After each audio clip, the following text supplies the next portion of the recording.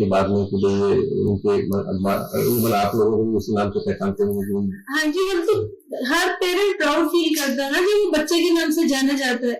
हमारी क्या आइडेंटिटी, ठीक है हम लोग अपनी लाइन में जी रहे हैं जो भी है, बट हमें जो रिकॉग्निशन मिला वो तो सुहानी की वजह से मिला कि दंगल गर्ल की पेरेंट्स है, जहाँ जाना उसकी रिकॉग्निशन होने की दंगल गर्ल आ रही है, दंगल गर्ल आ रही है, तो हम तो ऑब्वियसली हर पेरेंट प्राउड फील करेगा ना जब उसके बच्चे को ऐसा नाम मिलेगा। तो अभी क्या बॉलीवुड से किसी का फोन आया आप लोगों के पास? नहीं, पहले आमिर सर का तो बहुत हमारे टच में रहे हैं। आमिर सर ऐसी बात नहीं, इज ए नाइस पर्सन, वो हमेशा इसके साथ टच में रहे हैं। अभी बीमारी के बाद भी पता वो टच अभी हमने उनको बताया नहीं था अभी, क्योंकि हम लोग खुद ही इतने ज्यादा परेशान चल रहे थे तो हमने किसी को इन्फॉर्म नहीं किया।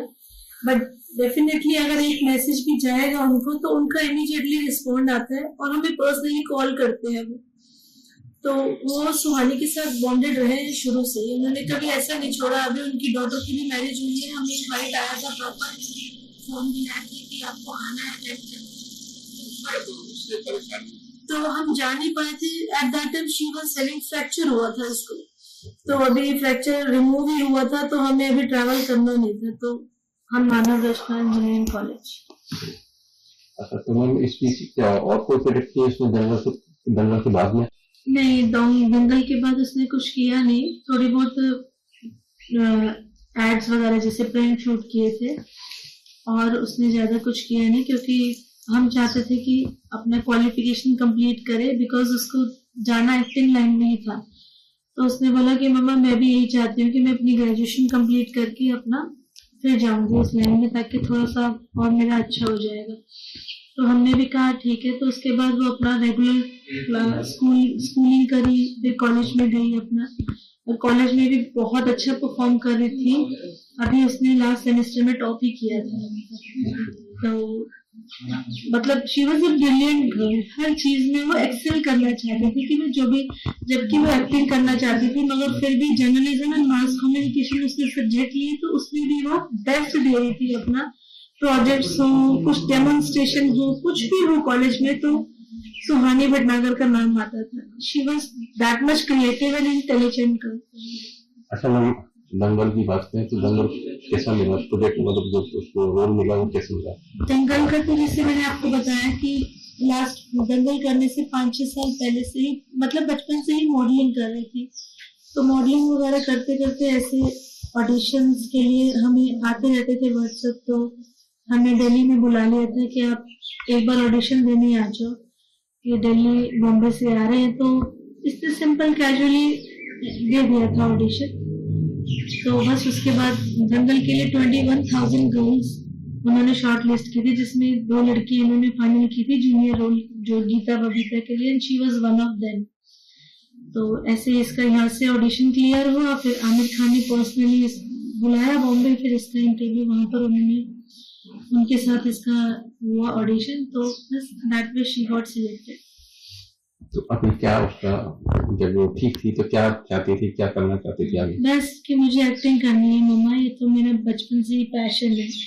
और कोई उसने क्लासेस नहीं ली थी, ना ही हम लोग तो इंजीनियर्स हैं दोनों, हमारे तो कोई बैकग्राउंड भी ऐसी नहीं थी, बट कहते थे she was born to be star. लेकिन आपका सपोर्ट पूरा था? हमारा सपोर्ट बिल्कुल था, क्योंकि हम चाहते थे जो हमारा बच्चा करना चाहता है वो करे, फुल्ली करे उसको अच्छे से।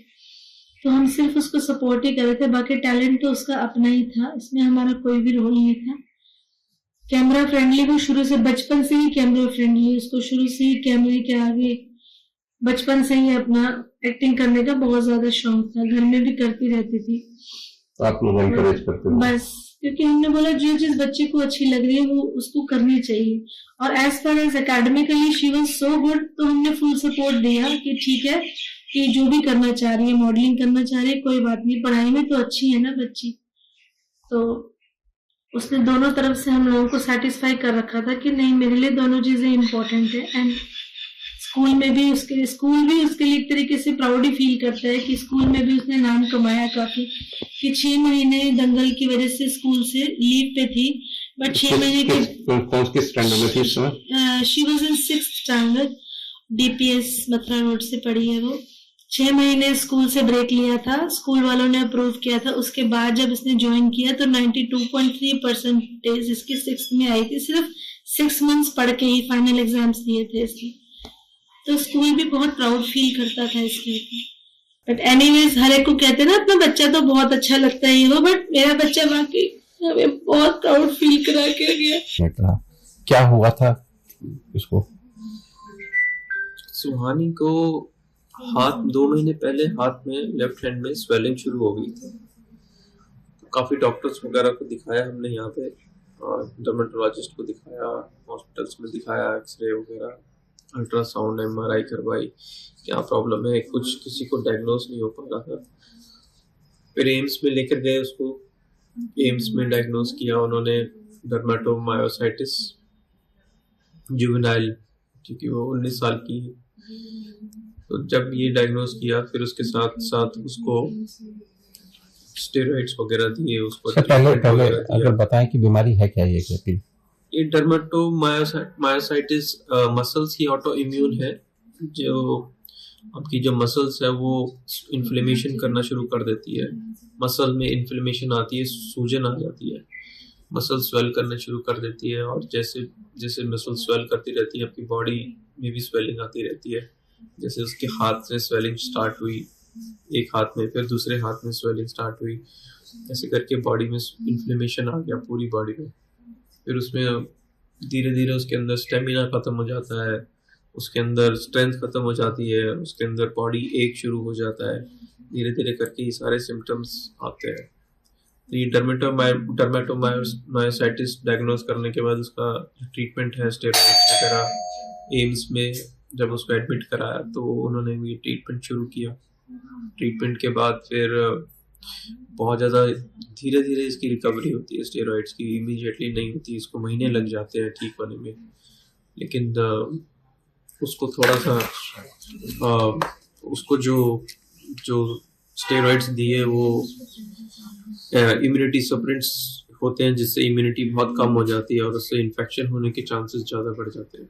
तो वो चीज़ थोड़ी सी इन्फेक्शन उसको कैच कर गया हॉस्पिटल में, और वो इन्फेक्शन की वजह से उसके और जो मेडिसिन उसको दिए, फ्लूइड वगैरह, और वो सब सारी मसल्स के थ्रू वो पानी बॉडी में जाने लग गया, जिसकी वजह से उसका फ्लूइड पूरा बॉडी में फ्लूइड हो गया, लंग्स में भी फ्लूइड हो गया, और उसके बाद उसके लंग्स कोलैप्स करने लगे, और लंग्स कोलैप्स करे और फिर रेस्पिरेशन नहीं हुआ, उसका ऑक्सीजन लेवल बहुत कम हो गया था।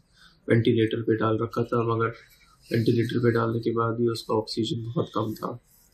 और फिर कल शाम को 7 बजे एम्स में डॉक्टर्स ने बोल दिया शी इज नो मोर। अच्छा, कितने दिन पहले बीमारी के बारे में पता लगा आपको? हमें 2 महीने पहले पता चला था, तो हम लोगों ने फिर पहले स्किन डॉक्टर्स को दिखाया। हमें बेसिकली बीमारी के बारे में नहीं पता चला था कि क्या है, हमें सिर्फ ये पता चला था कि इसको एक लंप डेवलप हुआ है, तो we used to go there कि इसका ट्रीटमेंट करवाते हैं। हमें बीमारी के बारे में तो 2 हफ्ते पहले पता चला एम्स में।